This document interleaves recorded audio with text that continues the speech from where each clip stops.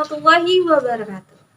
Perkenalkan, nama saya Laudia Okta Permatasari dari Program Studi Pendidikan Pancasila dan Kewarganegaraan dengan NIM 06051182025015. Dan kali ini kita akan membahas mengenai NKRI dan Kedaulatan Nasional. Dengan submaterinya adalah Pertahanan dan Keamanan Nasional. Selamat menyaksikan video pembelajaran kali ini. Pada hari ini kita akan belajar mengenai pertahanan dan keamanan nasional untuk kelas 10 dengan fase E. Sebelumnya, anak-anak harus mengetahui mengenai capaian pembelajaran, indikator ketercapaian tujuan pembelajaran, profil pelajar Pancasila. Nah, yang pertama adanya capaian pembelajaran, di mana peserta didik dapat memahami konsep sistem pertahanan dan keamanan nasional. Yang kedua, adanya IKTP, yaitu melalui pemaparan yang dilakukan oleh guru dengan menggunakan PPT, peserta didik diharapkan mampu menjelaskan mengenai konsep, sejarah, fakta, dan regulasi NKRI dengan tepat. Selanjutnya, adanya tujuan pembelajaran. Peserta didik diharapkan dapat menjelaskan konsep, sejarah, fakta, dan regulasi NKRI terkait dengan subtema sengketa batas wilayah, sehingga dengan demikian dapat menjelaskan atau melakukan identifikasi ke beberapa contoh kasus wilayah yang diperebutkan berdasarkan fakta dan regulasinya. Nah, adapun profil pelajar Pancasila yang dicapai adalah bergotong royong dan kritis. Selanjutnya, ada pertanyaan pemantik nih. Tahukah Anda mengenai kedaulatan NKRI? Jadi, pada pembelajaran kita hari ini, kita akan membahas mengenai kedaulatan bagi negara Kesatuan Republik Indonesia. Sebelum Ibu menjelaskan mengenai sengketa Indonesia dan Malaysia, negara Indonesia ini merupakan negara yang kaya akan pulaunya. Dan Indonesia juga dijuluki sebagai negara kepulauan. Indonesia memiliki kedaulatan akan wilayahnya. Kedaulatan inilah yang membuat Indonesia memiliki hak untuk dapat mengelola serta memanfaatkannya.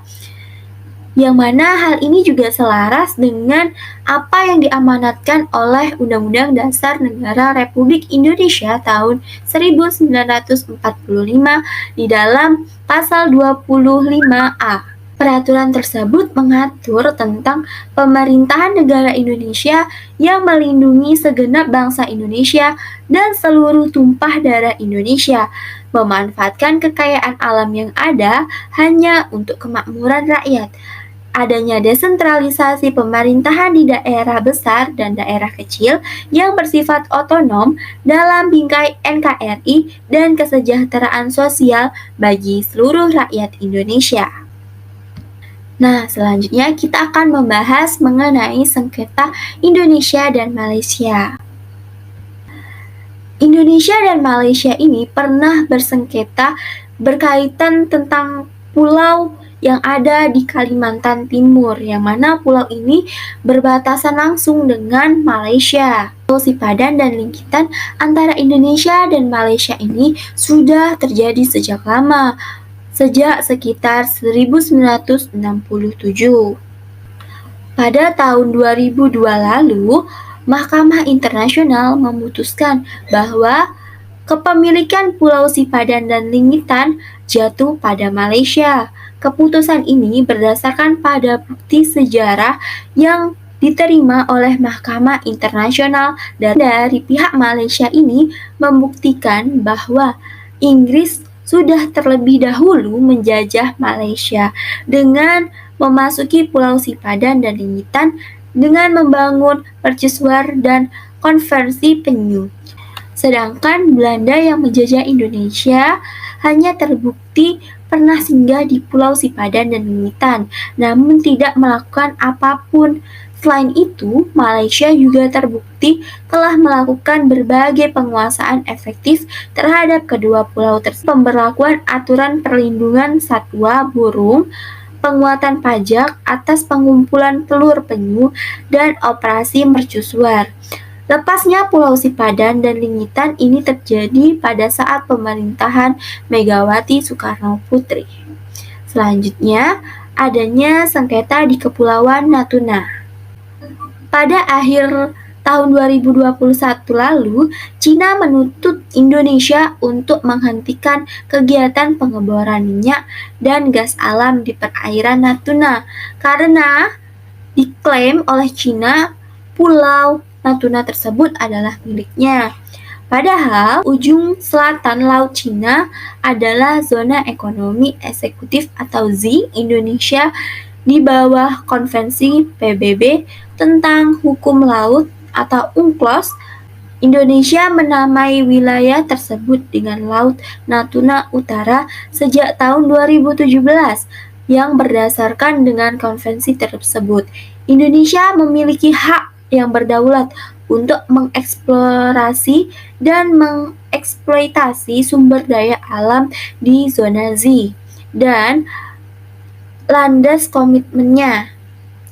UNCLOS pasal 73 juga memberikan kewenangan kepada Indonesia untuk menegakkan hukum dan peraturan nasional terhadap kapal asing yang menangkap ikan secara ilegal di kawasan ZEE Indonesia tanpa persetujuan negara Indonesia.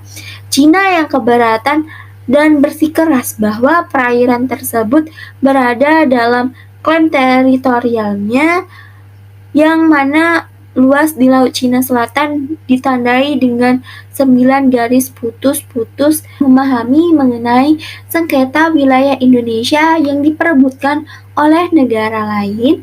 Selanjutnya, Ibu akan membahas mengenai wilayah. Apa sih itu wilayah? Wilayah merupakan salah satu unsur terpenting bagi suatu negara karena dapat berlangsungnya suatu kekuasaan dan menjadi syarat sahnya berdiri suatu negara. Jika tidak ada wilayah, tidak bisa dikatakan sebagai negara. Dan selain itu juga, negara Indonesia memiliki letak wilayah yang sangat strategis. Oleh sebab itu, negara Indonesia ini rawan sekali terjadinya konflik antar negara, terutama di wilayah perairan.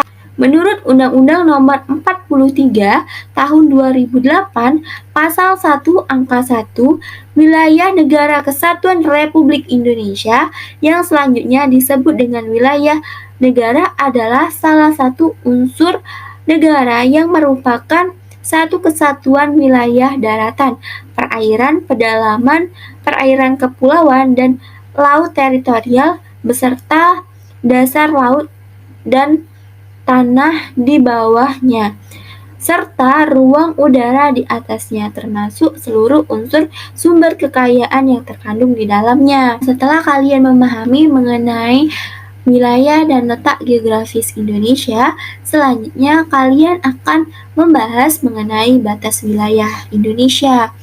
Jadi, Indonesia ini berbatasan langsung dengan beberapa negara. Jika di darat ini ada Malaysia, Papua Nugini, dan Timor Leste.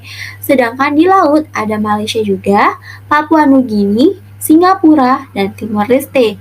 Sedangkan di udara ini meliputi batas kedaulatan negara di darat, di laut, dan batasannya dengan angkasa luar ditetapkan berdasarkan peraturan hukum internasional.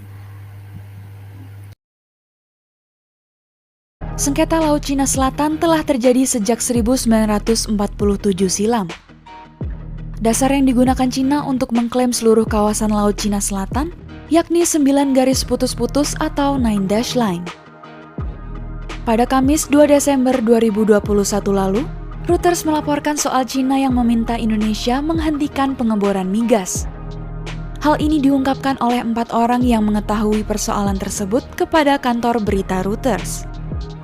Salah satunya adalah anggota Komisi Pertahanan DPR Muhammad Farhan. Ia menerima pengarahan yang meminta RI menghentikan pengeboran di rig sementara lepas pantai karena aktivitas tersebut dilakukan di wilayah Cina. Farhan pun menanggapi bahwa pihaknya tidak akan menghentikan pengeboran karena itu adalah hak kedaulatan RI.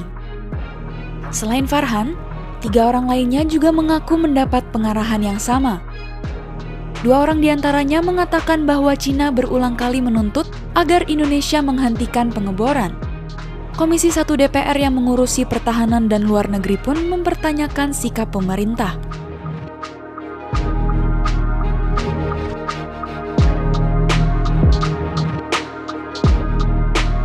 Nota diplomatik hanya boleh dibuka dan dilihat oleh pihak yang memiliki kewenangan diplomatik. Namun, merujuk pada 2 peristiwa yang disinggung Cina, yang memperkirakan surat protes tersebut dikirim sekitar Agustus hingga awal September. Pemerintah pun mengirim surat balasan yang menyebut bahwa protes tersebut tidak dapat diterima. Ibu telah menjelaskan mengenai materi pertahanan dan keamanan nasional. Harapannya anak-anak dapat memahami apa yang telah Ibu sampaikan di dalam video pembelajaran kali ini dan dapat memberikan wawasan baru bagi anak-anak Ibu sekalian. Ibu akhiri dengan wassalamualaikum warahmatullahi wabarakatuh.